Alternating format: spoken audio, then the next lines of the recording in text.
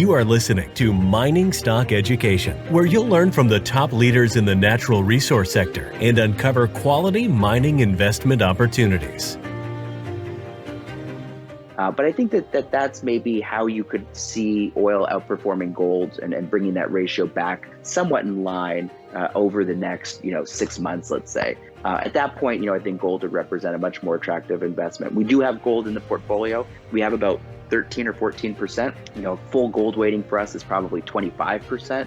And what's keeping us, those incremental 10 percentage points is likely or is due to the fact that the gold oil ratio is so stretched right now.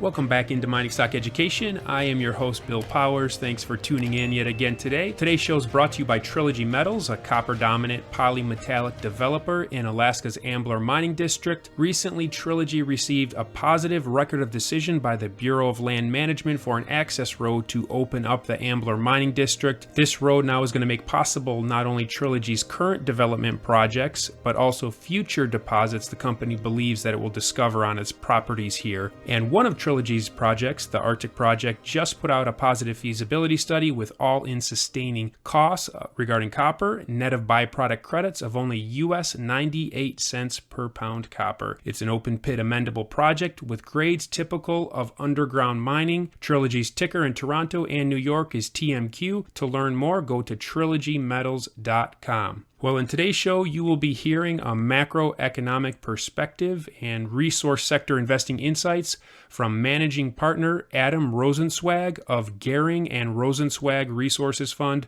Adam is a CFA charter holder with years of experience investing in and managing money in the natural resource sector. Adam, welcome to the show, and thank you for joining me today. Happy to be here. Thanks so much for having me. I'd like to start off by understanding what differentiates you and your fund and your approach from that of your competitors in the resource sector? Well, I think probably, how long we've been doing this and how long we've been sort of dedicated to doing only resource investing. I've been a resource investor exclusively since 2007, but more importantly, my partner Leigh Goehring has been doing this since 1991. So he first managed all of the Prudential Natural Resources funds from 91 to 05, and then he ran a multi-billion-dollar natural resources fund over at Chilton Investment Company, which is where I worked with him first, beginning in 2000. He started that from 05 to 15. So we've really seen a lot of cycles. We've seen bear markets, before, particularly the terrible gold bear market of the late 1990s. And I think that provides a lot of really interesting perspectives, particularly when people come away and say things like, oil is an uninvestable asset here. Oil is going to lead to stranded asset bases and effectively is a worthless, uninvestable asset. And I think we're a bit uniquely positioned because we've seen people talk that way before. And I think most interestingly, in the late 90s, everyone said that gold was the uninvestable asset class. It was an asset that had backed central bank currencies 30 years ago. At that point, starting in 1970, we obviously decoupled from gold. So it had been 30 years since gold had sort of played an official monetary role. It had sold off 75% in the last 20 years from 1980 to 2000. And it was thought to be really uninvestable. But, we felt differently at the time, or my partner Leigh rather felt differently at the time. And since then, believe it or not, over the last 20 years, gold has been the best performing asset class over the last 20 years. So we've seen things like this before. We've seen massively negative sentiment before. And I think we have a pretty unique ability to try and really focus on the fundamentals instead of getting caught up in the market psychology. Would you say with your approach that you take a top-down approach, you start with the macro perspective? Yeah, so everything that we do always starts with the top-down approach and with a macro perspective, commodity by commodity. And what we look for is, we're value investors, and we think that the best time to find value in the commodity space is when a commodity market or subsector is really out of favor, when people have little to no exposure, valuations are cheap. Maybe not on things like price to earnings, because a lot of times at the bottom, companies don't have any earnings because the commodity price is so low. But on things like price to NAV or what have you, there's a lot of value in this space. And what we do then is we roll up our sleeves and try to do a lot of original research at the commodity supply and demand level. And we're able usually to come away with sometimes things that are very, very different than the consensus opinion. And we have a pretty good long-term track record of being able to identify those big inflection points, like gold in the late 90s or copper in the mid 2000s and oil in 2007 and again in 2017. So everything starts with the top down. But then once we've figured out where we want to be and what commodities we want to be invested in, and I should point out, we can go anywhere. We can invest in any commodity. We don't have to look like any index. We don't, in fact, look like any of our competitors. And for instance, we have about 15% of the fund in uranium stocks today. I think the benchmark weight of uranium is 0. So, we don't mind looking really, really different from the index or from our competitors. And once we've set those top-down weights or those sector weights, we then try to dig in on the individual stocks, and we try to do a lot of work. About half of the time that we spend and half of the work that we do is on the bottoms up. And there we're looking for, really good understanding of the asset and trying to really understand, based on our long-term view of the commodity price, where we think the value in those individual assets are. So that's really been our approach, and it's been that way pretty consistently since Leigh started in the early 90s. Adam, would your uranium positions, would that be the most contrarian position in your fund right now, would you say? Well, I think probably the most contrarian position would be our oil investments, just because people really hate energy right now and they really hate oil. And like I said, I think the conventional wisdom is becoming that these assets are completely uninvestable. And while that's really frustrating for an investor with a long-term time horizon, it really, in sort of a backwards way, we love it when people say that something like oil is uninvestable. I mean, that's kind of the fat pitch that we try to wait for. And so I think that's probably our most contrarian position. We have about 50% of the fund, 50, in energy-related securities. Now that's oil and gas and some oil service as well. And uranium? No, that would not include uranium. That uranium would be aside from that. So that would be, oil and gas energy. And so that's probably the biggest contrarian position from a sentiment perspective. From just the weightings in the index and the weightings in people's holdings and stuff like that, uranium probably is the most different, I suppose. Like I said, most funds out there have no exposure to uranium at all. The benchmark, the IGE or the S&P North American Natural Resource Stock Index has 0 weighting in uranium. And so from just that perspective, that's probably the biggest, difference between us and the various indexes and the various funds that, for better or worse, end up being tied to those indexes. So Adam, the left-wing political movement, the Green New Deal and such, that poses no threat to your investments, I take it then, in your perspective? It's interesting. I think there's certainly from a sentiment perspective and from a short-term incentive perspective, there's definitely some things that could happen depending on the outcomes of the election. But at the end of the day, there's really not a feasible long-term wide-scale replacement for oil use as a transportation fuel, and certainly in the petrochemical and plastics industries and things of that nature. So, I think what we come back to is you say, okay, you can have a lot of rhetoric, you can have a lot of, government incentives and pushes and things like that. But at the end of the day, if you don't have a feasible alternative, I suppose you'd end up those incentives or incentives for let's say electric vehicles and or penalties for internal combustion engines would be so value destructive across the whole economy that at a certain point, I guess that would be pretty difficult and ultimately not feasible. Now, does that mean that it can't be a big headwind? I suppose it could, but ultimately, I think where we come out on that. Is that the technology on the electric vehicle front is just simply not there to really replace internal combustion engines on a wide spread basis. And the issue, the bottleneck, we've written about this. I'd invite you, to please go check out our website where we have all of our old research published. And we've written about this extensively. We've done a lot of research on it, and a lot of people from the industry have reached out to us and said, you guys are on the right track.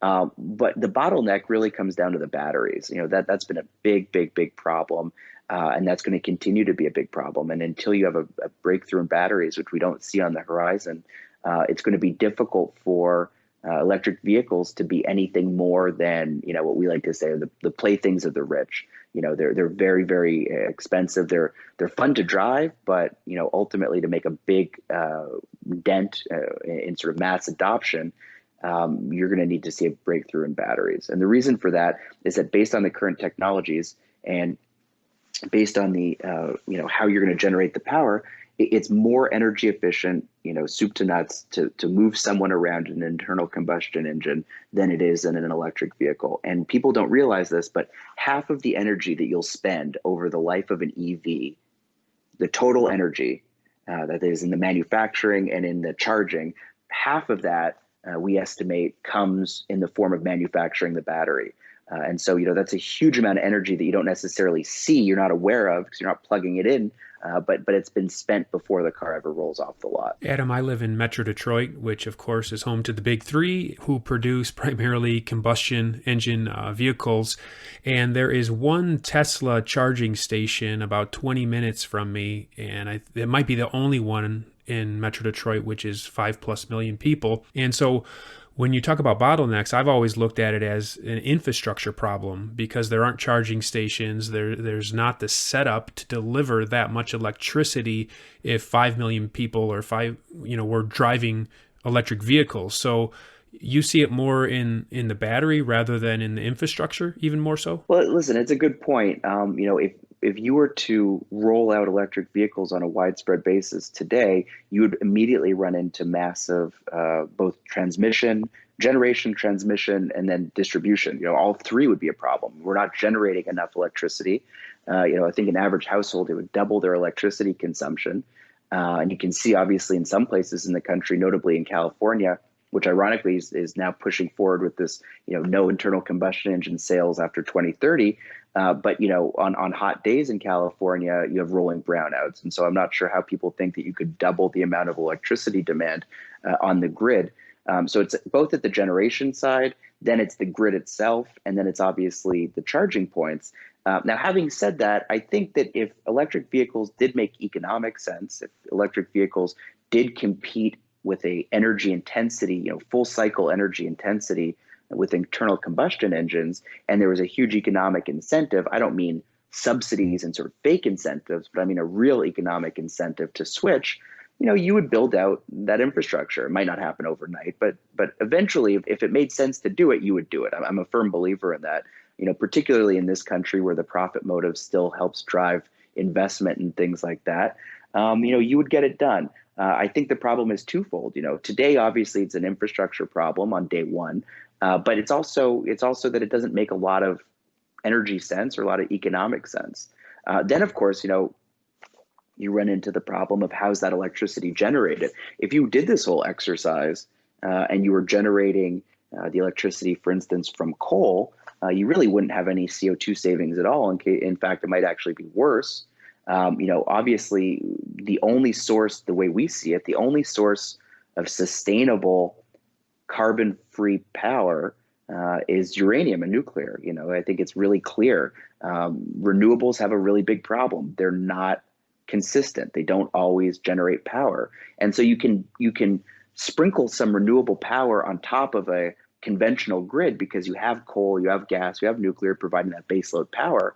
But you can't sort of replace all of those things with renewables because you don't have any way to smooth out the dispatches of those windmills and solar panels. So again, batteries would fix that, but we definitely don't have grid level feasible battery storage at this point. It's way too expensive. And I don't think we ever will, certainly not in the lithium ion channel. There's some other technologies that are taking radically different approaches. Some of those I think could work, but definitely not in the lithium ion side of things. They're basically, there's a whole bunch of reasons, but they're way too expensive. And to have a huge battery that could help back up a power grid, they're way too dangerous. As in the vanadium redox battery, or what battery would you say is dangerous? Well, I think lithium ion in general is a fairly unstable,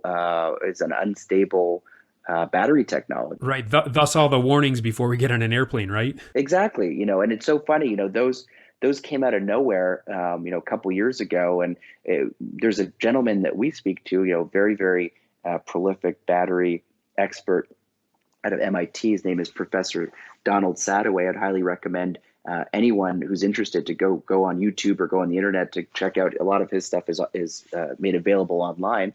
But he was the first person that actually told us about that. This was going back, 3 years ago. We had dinner, and he said, all these airlines are about, if you want to know how dangerous it is, all the airlines are about to tell you that, basically, if you drop your phone, just forget it. It's gone. We'll dismantle the plane and get you your phone back before we want you to try to reach for it yourself.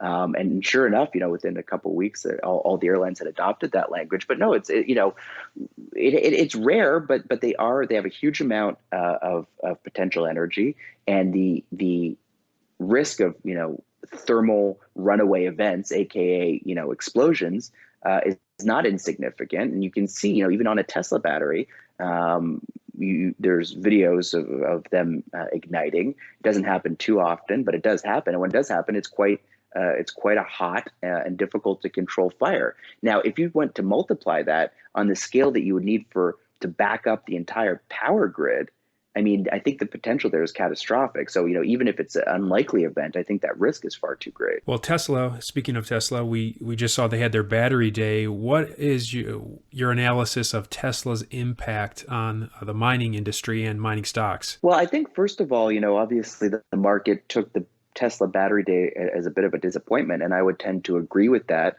There had been talks in the months leading up that Tesla was going to make big inroads on this 1 million mile battery that CATL has been talking about. From what I know about that, there's a lot of secrecy obviously around it, but from what I can ascertain about that, that looks to be largely some legacy technology there. There's some technologies going back a number of years of a lithium phosphate battery, lithium iron battery. I can't remember now, but that is basically, I think, what most of people in the industry agree is probably what CATL is trying to advance with their 1 million mile battery. And there's some really fundamental problems with that technology. And so, I think that I was waiting, as well as a lot of people, to see if, in fact, some of those challenges had been overcome at the Tesla battery day. And obviously, there was really no mention of that 1 million mile battery at all. What there was talk about was sort of threefold. The first thing that Tesla talked about was moving from a wet coating to a dry coating technology in their manufacturing process, which there, we can, that's probably getting a little bit too in the weeds. And then, vertical integration of their supply chain, which, strictly speaking, is really not a battery advancement. That's just more sort of a corporate decision. And so it obviously had big impacts, I think, in some of the corners of the battery metal world. But ultimately, I think this big battery day that everyone was expecting, huge new advancements and developments, Tesla really didn't make much of a splash there at all. And if you want to be sort of cynical about it, I thought that some of the more interesting commentary was that they said, in, I can't remember, it was 3 years or 5 years, they expect to make a breakthrough in batteries such that a $25,000 Tesla will be a reality, which, reading that the other way says that, today they don't have the necessary battery technology to make a low price Tesla, the reality that they had claimed it would be with the Model 3 so many years ago. So, I think that it was sort of a little bit of a disappointment. And I think really, with my experience with batteries, it's an incredibly challenging field of engineering and chemistry. I think that the people that are involved in the battery industry all deserve, a huge amount of admiration, because what they're doing is really, really, really difficult. And for some reason, the investment community thinks that it's really easy, and they think that give it a few months and the next sort of breakthroughs around the corner. And that's just really not been my experience when you sort of dig into the industry at all. Silver One Resources is an exploration and development company backed by strategic investors Eric Sprott and SSR Mining. At Silver One's Candelaria Mine project in Nevada, there is already a historic resource estimated at 127 million ounces of silver, which Silver One is developing and advancing. The company's Phoenix Silver project, located within the Arizona Silver Belt, is an early-stage exploration project on which native silver vein fragments have been discovered near surface. One grab sample assayed an astounding 14,688 ounces per ton. Yes, that's right, ounces, not grams. Silver One has tremendous exploration potential, is extremely leveraged to the price of silver, and is cashed up and poised to increase shareholder value. Silver One trades in New York under the ticker SLVRF and in Toronto under the ticker SVE. To learn more, go to silverone.com. That's silverone.com. You follow the oil to gold ratio. What do you think the oil to gold ratio is telling us right now? So, we do look across the whole natural resource space. So we're involved in the energy markets, we're involved in the mining markets. And like I said earlier, we can go where we see there's value. So we're gold bulls, and we've been gold bulls for a while. Our analysis is predicated on something I'm sure all your listeners are familiar with, which is just the value of gold in the world versus the value of paper money and paper assets in the world. And one of the things we like to look at is the Treasury's gold holdings versus the amount of dollars in circulation. And that's at a record stretched valuation. That's arguing for a much higher gold price. Now, I should point out that when Leigh called a turn in the gold market in the late 90s, which was a really good call. Gold was 275, and he said it could go to 2,500 over the next 10 or 15 years. That was all based on this similar analysis of looking at paper assets versus the value of the gold stock.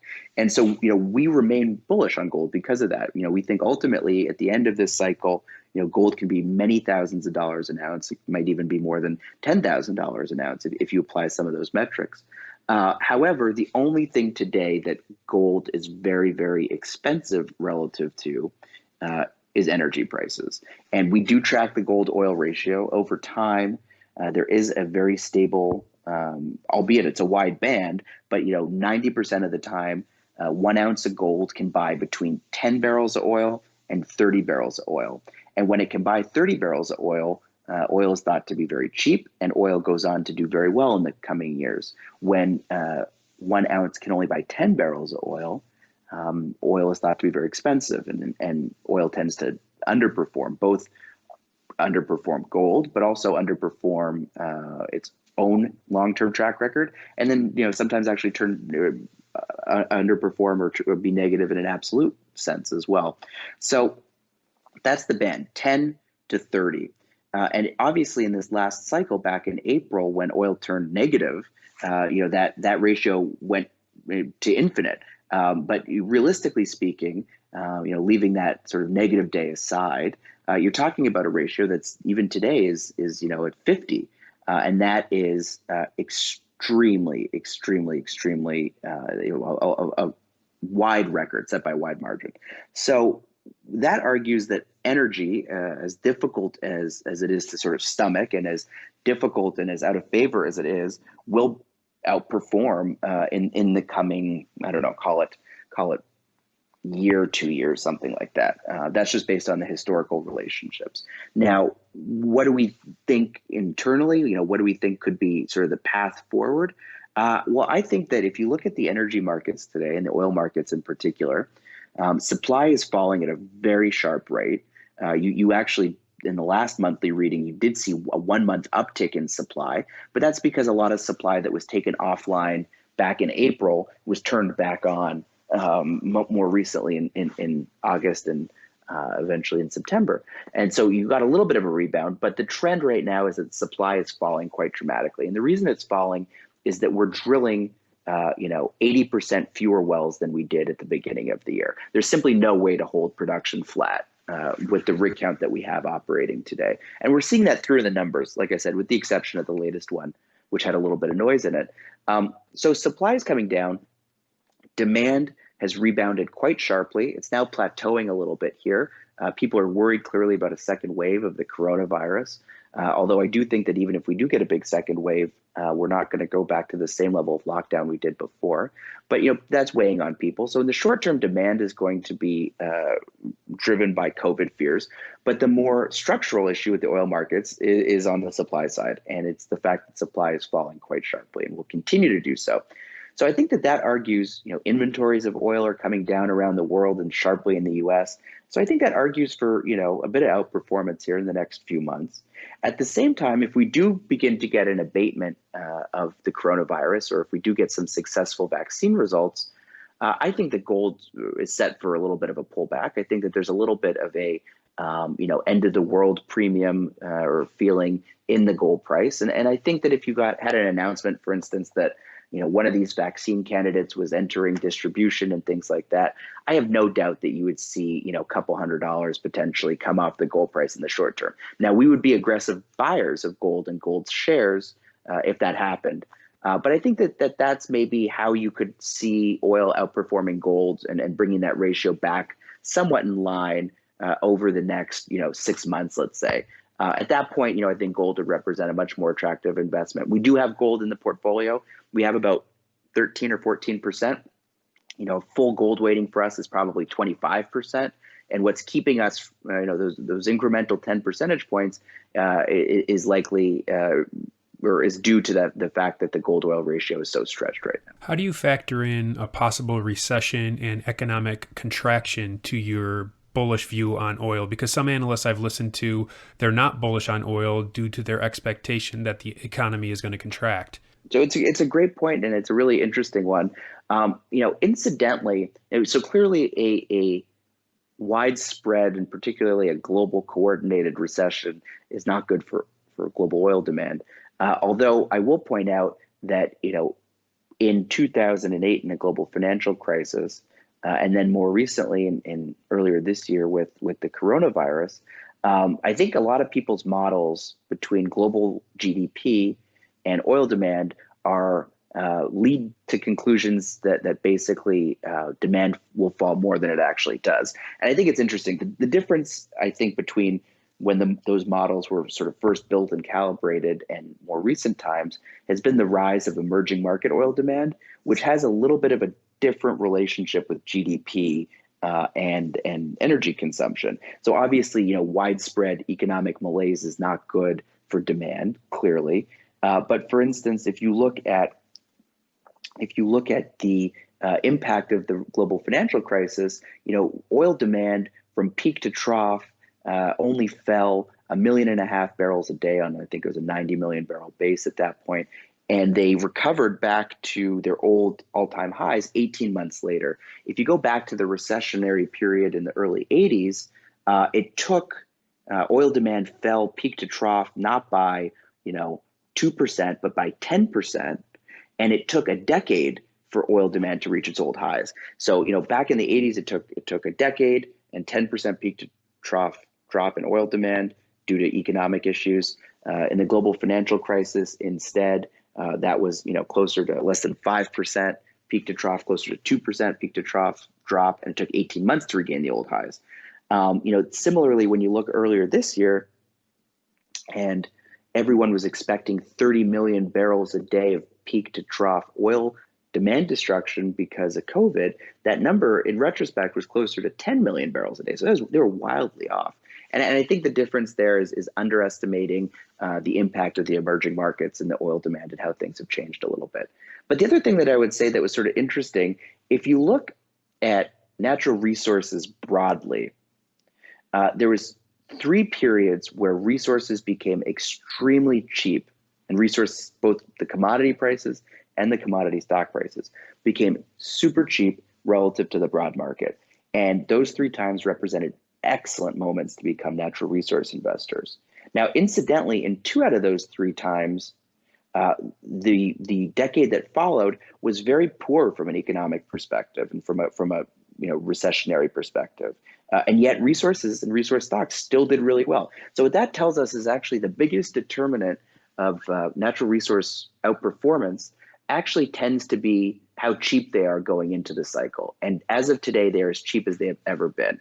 So I think that should give a little bit of a buffer as well. And just for your listeners, for the record, the 3 periods where commodities became as cheap as they are today, or nearly as cheap, because today we've blown through all the records, was in 1929, 1969, and 1999. So, in 1929, you're on the verge of the Depression. A decade later, the S&P was still down by 50%. Gold stocks had obviously surged in value because the gold price had been raised, and gold shares were considered this haven to go into during the Depression. But interestingly enough, even oil stocks a decade later, with the S&P down 50%, oil stocks were up. Through the decade from 1929 to 1938. That's amazing when you really think about it. Similarly, in 1969, 1970, commodities got really, really cheap relative to the broad market. And by 1980, that had been a period of horrible economic malaise. Stagflation. The U.S. was under multiple periods of recession and very sort of lackluster growth. And yet resource stocks were the place to hide. And oil stocks did very, very well, of course.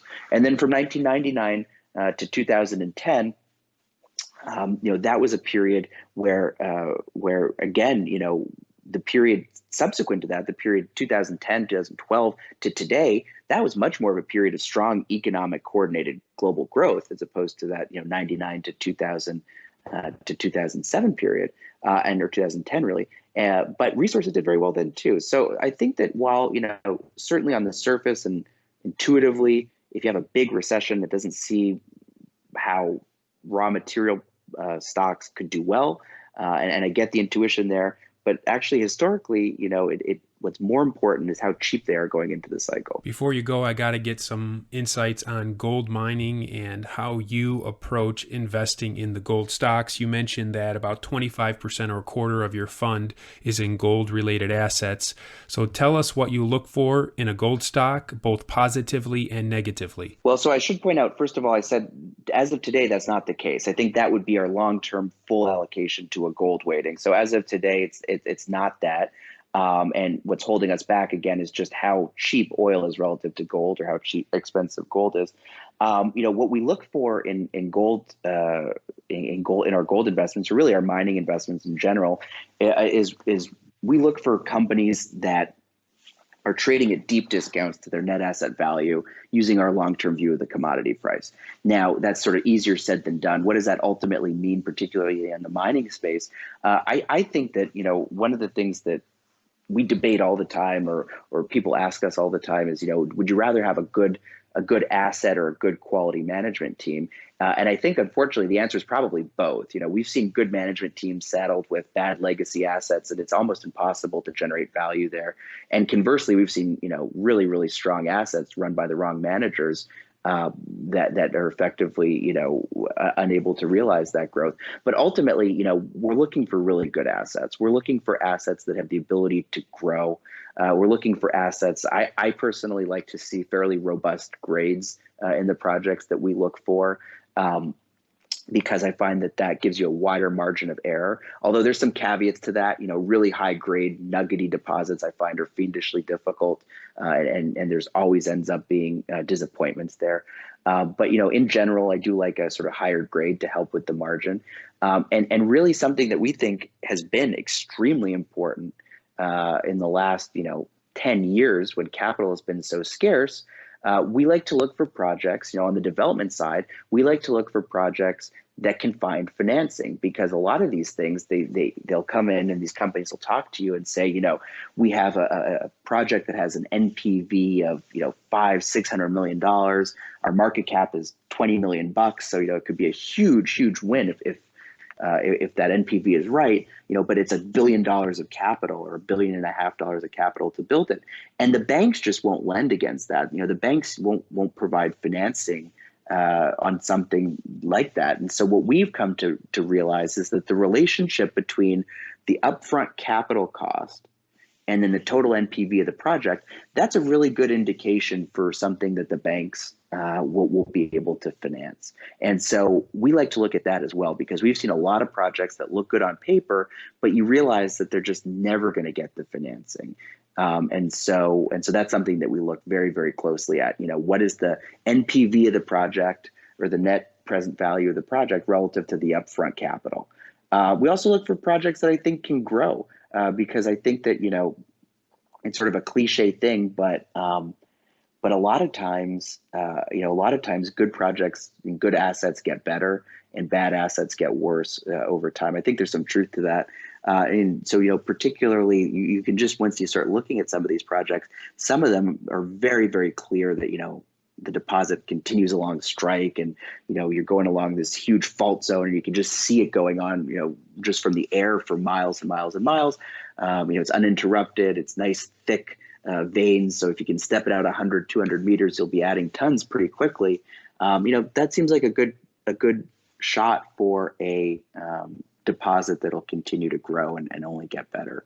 And I should point out, and this is all disclosed on our holdings and things like that, but I did not realize when you invited me today that Trilogy was sponsoring today's event. So we actually do hold shares in Trilogy, and we do like that deposit. Adam, you offer research for retail investors or investors, private investors such as myself, but you also manage money for high net worth individuals. So please share a little information with my listeners where they could go to learn more about what you do. Yeah, well, actually, we have a mutual fund that's available to retail as well as institutional. So we have a $3,000 minimum in our retail class. We try to make it as accessible as possible.